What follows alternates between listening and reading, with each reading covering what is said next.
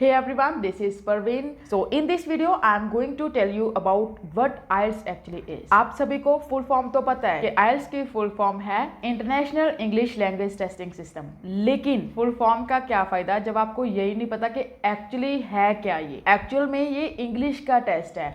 अगर आपको इंग्लिश आती है तो आपके लिए वो 4 मॉड्यूल्स बिल्कुल इजी है। लेकिन अगर आपको इंग्लिश नहीं आती देन फिर आप रीडिंग, लिसनिंग, राइटिंग, स्पीकिंग कैसे कर रहे हो, क्योंकि वो है तो सब इंग्लिश ना। ये तो नहीं है कि वो अलग से कोई सब्जेक्ट है जैसे हम डिग्री डिप्लोमास में करते हैं, वहाँ पे हमारे सब्जेक्ट होते हैं। लेकिन यहाँ पे आपने इसको भी ऐसे ले रखा है कि ये एक सब्जेक्ट्स हैं और इनको क्लियर करना है। नहीं, ये सब्जेक्ट नहीं है, ये इंग्लिश है। अगर इंग्लिश आती है तो सब कुछ इजी है। क्या करना है, रीडिंग में इंग्लिश को पढ़ना है और उसकी पंजाबी हिंदी कन्वर्ट करनी है। सेम स्पीकिंग में इंग्लिश बोलनी है, राइटिंग में इंग्लिश लिखनी है, लिसनिंग में इंग्लिश सुननी है। सिर्फ इंग्लिश ही है ना, कोई सिलेबस तो नहीं ना इसका। तो अगर इंग्लिश आती है तो सब इजी है। अदरवाइज तो फिर अगर आपने इसको एज अ सिलेबस लेके चलना है कि ये मॉड्यूल हैं, सब्जेक्ट हैं हमारे, कि इनको क्लियर करना है, फिर तो इम्पॉसिबल है। फॉर एग्जाम्पल जैसे आप बोलते हो कि CBSE वाले स्टूडेंट्स इंटेलिजेंट होते हैं, उनका तो इसीलिए क्लियर हो जाता है। क्यों? वो भी तो सेम ही कोचिंग ले रहे हैं ना, क्योंकि वो भी रीडिंग, राइटिंग, स्पीकिंग, लिसनिंग कर रहे हैं, आप भी कर रहे हो। उनका क्लियर कैसे होता है? क्योंकि उनको इंग्लिश आती है। वो बचपन से इंग्लिश मीडियम स्कूल में पढ़ रहे हैं, उनकी इंग्लिश क्लियर है। इवन आप कभी देखना उनको पूछ के, उनको इतने रूल्स भी नहीं पता होते, एडजेक्टिव, प्रोनाउन, नाउन, ऐसा कुछ भी नहीं पता होता। लेकिन जो इंग्लिश वो बोलते हैं या फिर लिखते हैं वो डैम श्योर होता है कि यहीं पे ये चीज़ आएगी, क्योंकि उनको रट्टा नहीं लगवाया जाता किसी चीज़ का। उनके टीचर्स इंग्लिश बोलते हैं, इंग्लिश उनके सब्जेक्ट होते हैं, वो पढ़ते हैं, ऑटोमेटिकली उनकी सेंटेंस फॉर्मेशन सही होती है। हम पंजाब बोर्ड वाले क्या करते हैं, रट्टा लगाते हैं हर एक चीज़ को कि इसका ये मीनिंग है, अगर यहाँ पे आता है तो विल लगा देंगे, हैज़ लगा देंगे।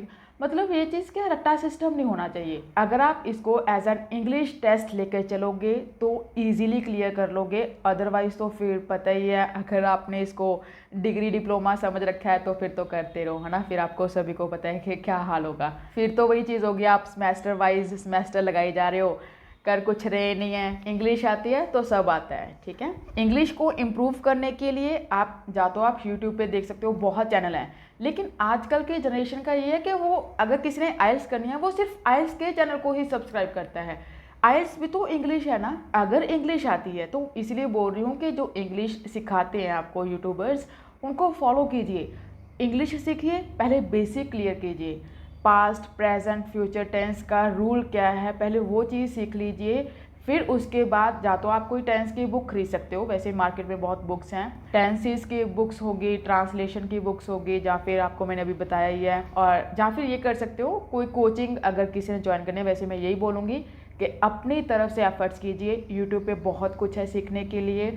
और सेकेंडली आप बुक्स खरीद सकते हो अपना बेसिक क्लियर करने के लिए। अगर इंग्लिश नहीं आती, हाँ, प्लीज़ डायरेक्ट आइल्स की क्लास मत ज्वाइन करो, पहले स्पोकन सीख लो या फिर बेसिक क्लियर करो। कोई भी नहीं बताएगा कि ये इंग्लिश लैंग्वेज है। आपको सभी को जब आप फर्स्ट डे जाते हो, रीडिंग, लिसनिंग, राइटिंग, स्पीकिंग बता देते हैं, बस आपने करनी है। ये नहीं बताते कि ये इंग्लिश का टेस्ट है। अगर इंग्लिश आती है तो सभी मॉड्यूल्स इजी रहेंगे, ये रियलिटी है। और या फिर आप इंग्लिश मूवीज़ देखिए, वेब सीरीज़ देख सकते हो, नॉवेल्स रीड कीजिए, इंग्लिश बुक्स। और एक आपको मैं इंग्लिश की वो एप्लीकेशन बता देती हूँ, आप गूगल स्टोर से कर सकते हो। उसका नेम है हेलो इंग्लिश। वैसे आप में से काफ़ी को पता भी होगा।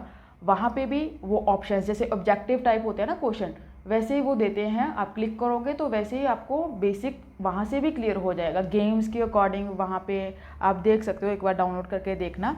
गेम्स के अकॉर्डिंग चलता है, स्पेलिंग का हो गया या फिर टेंसेस वगैरह हो गए, वो सब चीज़ वो एप्लीकेशन में है, आप एक बार ज़रूर देखना। लास्टली एक ही बात बोलूँगी, इंग्लिश लैंग्वेज है, इसको सीख लो, बेसिक क्लियर कर लो, फिर आइल्स में जाना। अगर बेसिक क्लियर नहीं है, एडवांस में बैठे हो, दिक्कत आएगी। इसलिए आप में से काफ़ी स्टूडेंट्स एक्सक्यूजेस देते हैं कि मैम टास्क 2 नहीं लिखना आ रहा, या फिर सेंटेंस फॉर्मेशन नहीं आ रही। तो वो सेंटेंस फॉर्मेशन कब आएगी? जब बेसिक क्लियर है, जब इंग्लिश आती है, बोलना आता है इंग्लिश में, किसी को बताना आता है, पढ़ के इंग्लिश की पंजाबी बनानी आती है, इंग्लिश सुन के लिसनिंग में वही चीज़ है, सुनकर लिखना आता है, तो ईजी है।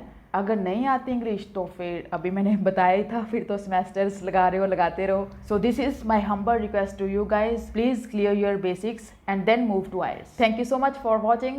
Keep loving and keep supporting.